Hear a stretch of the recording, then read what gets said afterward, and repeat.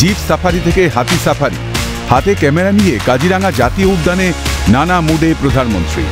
মাথায় টুপি, চোখে রোদ চশমা, জংলা পোশাকে অন্য মেজাজে দেশের প্রশাসনিক প্রধান। জঙ্গল সাফারির সঙ্গে ছবি তুলতেও দেখা গেল নরেন্দ্র মোদীকে।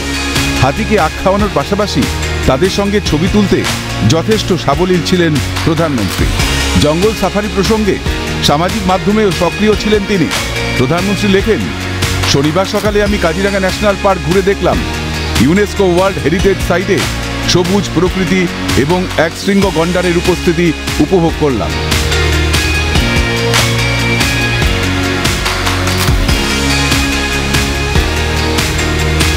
শনিবার বিকেলে শিলিগুড়িতে জনসভায় যোগ প্রধানমন্ত্রী। 10 দিনে 3 বার বঙ্গ সফর, আজ চতুর্থ জনসভা করলেন তিনি। বাংলার পাশাপাশি অরুণাচল, অসম, সিকিম, নাগাল্যান্ডেও গুচ্ছ প্রকল্প উদ্বোধন প্রধানমন্ত্রীর হাতে। তাই শত ব্যস্ততার মাঝে প্রকৃতি এবং জঙ্গলের সঙ্গে সময় কাটিয়ে বেশ আপ্লুত প্রধানমন্ত্রী। সামাজিক মাধ্যম জুড়ে সেই চর্চাই তুঙ্গে। ক্যালকাটা নিউজ।